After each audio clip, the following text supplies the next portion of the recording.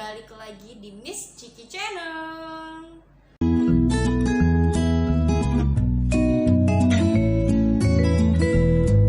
Kali ini masih di kilas balik, kisah-kisah di balik sebuah cerita yang sudah sering kita dengar. Jadi simak baik-baik karena gue mulai serius sekarang. Kali ini mau cerita tentang Sleeping Beauty. Tahu kan Sleeping Beauty? Kalau di bahasa Indonesia jadi tidur cantik. Sebelum masuk ke ceritanya, gue akan kasih tahu dulu kalau sebenarnya Sleeping Beauty ini sudah memiliki beberapa versi setelah penulis pertamanya dan sampai dirilis oleh si Disney Picture. Jadi seperti biasa gue akan menceritakan versi Disney klasiknya dan versi yang pertama. Kita langsung mulai, saatnya mendongeng. Cerita dimulai dari seorang anak raja atau seorang putri yang dikutuk oleh seorang penyihir. Putri ini bernama Aurora. Dan ketika sang raja tahu bahwa putrinya ini telah dikutuk oleh seorang penyihir yang menyatakan bahwa dia akan tertusuk oleh jarum di mesin pintar, si raja meminta beberapa peri untuk mengasuhnya di tengah hutan. Meski jauh dari istana, putri tetap tertusuk jarum oleh mesin pintar. Berarti sama aja kan ya? Karena bisikan dari kutukan tersebut yang selalu mengikuti si putri hingga putri harus mendapatkan ciuman cinta sejati dari seorang pangeran yang bernama Pangeran Philip agar bisa terbangun dari tidurnya. Balik lagi, kalau Disney selalu menceritakan akhir kisah yang happy. Disney selalu menceritakan akhir kisah yang selalu bahagia, yaitu ketika Pangeran Philip atau pangeran yang memiliki cinta sejati untuk si pangeran. A few moments later. Disney selalu menceritakan akhir kisahnya dengan bahagia, di mana sang pangeran bertemu dengan sang putri dan pangeran bisa membangunkan putri dari tidurnya yang lelap. Dan ya, mereka bahagia. Tapi itu versi Disney-nya. Dan sekarang gue akan menceritakan versi dari penulis awalnya. Jadi penulis pertama yang belum diversikan ke penulis lainnya. Menurut versi aslinya yang ditulis Giambattista Basile yang lahir di Giuliano, Italia pada bulan Februari 1566 dan wafat di bulan yang sama yaitu bulan Februari 1632 pada usia 66 tahun, yang merilis sebuah buku berjudul The Tale of Tales dengan 50 cerita berbeda termasuk versi Rapunzel, Cinderella, Snow White, dan Sleeping Beauty ini. Cerita Sleeping Beauty sendiri diberi judul Sun, Moon, and Thalia. Buku Basile digunakan sebagai dasar cerita oleh Charles Perrault pada akhir abad ke-17 ketika ia menulis Mother Ghost Tales dan Brother Grimm pada abad ke-19. Ya, seperti yang tadi gue bilang, kalau cerita Sleeping Beauty ini udah banyak versinya, dan sekarang gue akan menceritakan versi penulis pertamanya yang ditulis oleh Giambattista Basile. Pada mulanya, setelah kelahiran seorang putri bangsawan atau yang biasa kita kenal dengan Aurora, sebenarnya dalam novel bernama Putri Thalia, orang-orang bijak dan astrolog melalui ramalan bintang meramalkan bahwa hidup Thalia akan terancam oleh serpihan Rami. Jadi dia bakalan tertidur bukan ditusuk jarum ya, tapi seperti serpihan Rami. Untuk melindungi putrinya, sang raja memerintahkan agar tidak ada Rami di sekitaran istana. Bertahun-tahun kemudian, Thalia melihat seorang wanita tua memutar Rami pada sebuah penggulung. Dia bertanya kepada wanita itu, apakah dia dapat merentangkan Rami itu? Kemudian, ditariklah Rami tersebut oleh Thalia yang mengakibatkan masuknya serpihan Rami ke bawah kuku jarinya dan membuat Thalia jatuh ke tanah seperti orang yang mati. Karena tidak sanggup memikirkan atau mengubur anaknya, sang raja pun menempatkan putrinya di salah satu perkebunan di dekat negaranya. Beberapa tahun kemudian, seorang raja sedang berburu mengincar seekor elang sehingga menuju ke sebuah rumah di perkebunan. Ini rajanya ini bukan raja bapaknya si Thalia ya, tapi raja lain, raja dari negara seberang lah ya. Dalam rumah itu dia menemukan Thalia dan terpesona akan kecantikannya.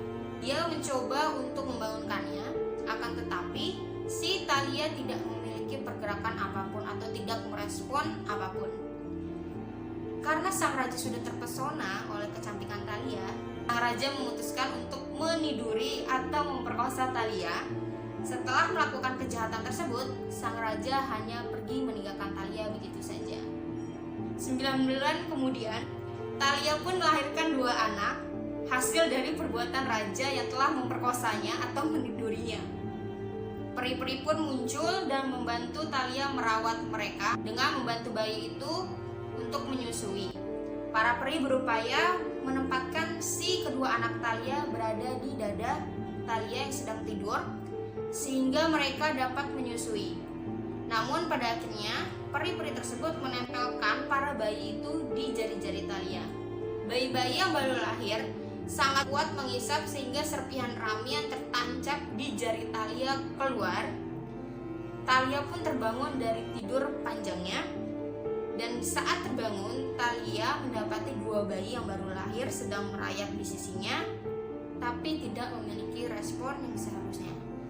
Ia justru menerima bayi tersebut, lalu menamai mereka dengan nama Sun dan Moon. Jadi sesuai sama judulnya ya, sama versi aslinya atau versi yang pertama, Sun, Moon, dan Thalia. Ini si raja balik lagi nih. Raja pun terkejut ketika melihat Thalia sudah terbangun dan sedang merawat anak-anaknya. Ia justru jatuh cinta kepada raja yang telah menidurinya. Raja tidak memikirkan Thalia untuk sementara waktu, bahkan mungkin tidak berpikir perbuatannya bisa membuat Thalia melahirkan seorang anak, 2 orang ya, melahirkan 2 orang anak. Tapi kemudian sang raja mengingat kembali apa yang telah dia lakukan pada Thalia, dan si raja berharap bisa kembali bersama dengan Thalia. Keduanya memulai hubungan romantis. Namun ceritanya nggak kelar sampai situ aja. Si raja mengabaikan satu fakta kecil, bahwa dia telah memiliki istri atau dia sudah memiliki seorang ratu. Si ratu mengancam seorang ajudan raja untuk mencari tahu rahasia selingkuhan si raja. Ajudan pun menceritakan rahasia sang raja, sehingga sang ratu pun menipu si Sleeping Beauty atau putri Thalia untuk mengirimkan anak-anaknya kepada sang ratu. Sang ratu pun memerintahkan juru masak untuk membantai anak-anak tersebut dan memasaknya. Tak puas dengan hanya membantai anak-anaknya, sang ratu pun berencana untuk melemparkan Thalia ke dalam api unggun. Tetapi Thalia mencoba untuk membela diri dengan mengatakan itu bukan kesalahannya. Ya bener sih bukan kesalahannya, siapa juga yang mau lagi tidur terus. Thalia mengetahui apa yang akan terjadi setelah dia melihat api. Ia membuat rencana untuk mengulur waktunya. Dia bertanya kepada ratu, apakah dia bisa melepas pakaiannya sebelum dia dilempar ke api unggun, karena pakaiannya ditutupi emas dan mutiara. Thalia perlahan mulai melepas pakaiannya satu persatu, dan setiap kali dia melepas pakaiannya, dia berteriak dengan mengucapkan meminta tolong kepada sang raja. Raja pun masuk ke dalam ruangan untuk mencari tahu apa yang menyebabkan semua teriakan itu dan menemukan istrinya, yaitu sang ratu, ingin melempar selingkuhannya ke dalam api unggun. Raja memerintahkan anak buahnya untuk melempar ratu, sang ajudan dan juru masak yang diperintahkan ratu untuk membantai dan mengungkap semua rahasia raja ke dalam api. Namun sang juru masak memberitahu raja bahwa anak-anaknya masih hidup. Sang raja dan Thalia pun bersatu kembali dengan anak-anak mereka yang tidak terluka apapun, dan raja pun menikahi Thalia, melupakan istri pertamanya yang sudah mati dilempar ke dalam api, dan keluarganya hidup bahagia selama. Itu tadi cerita Sleeping Beauty menurut versi penulis pertamanya dan versi Disney Picture-nya. Menurut gue akhir ceritanya memang benar-benar happy ending. Intinya raja dan seorang putri bisa bersatu ya kan. Cuma di sini bedanya struggle-nya aja. Kalau misalnya yang versi Disney itu istilahnya cuma kayak si putri tidur membutuhkan ciuman cinta sejati supaya biar bangun dan penyihirnya kalah. Tapi kalau ini dijelasin lebih arah logis, walaupun menurut gue logis ya kagak logis banget gitu ya kan. Dia bisa melahirkan pada saat tidur ya kan. Ya yang namanya dunia fantasi, apapun yang udah masuk ke dalam dunia perdongengan yang gak make sense bisa jadi make sense. Sama kayak halnya ya menurut gue, kalau kalian punya mimpi dan menurut orang lain nggak mungkin, itu nggak mungkin tercapai, lo mana bisa nyiptain atau lo mana bisa untuk mencapai hal yang lo nggak bisa gapai gitu. Percaya kalau lo berusaha dengan keras, lo terus yakin sama diri lo, mimpi itu bakal tercapai. Jadi berani bermimpi, berani membuktikan. Sekian cerita kali ini, terima kasih telah menonton video ini.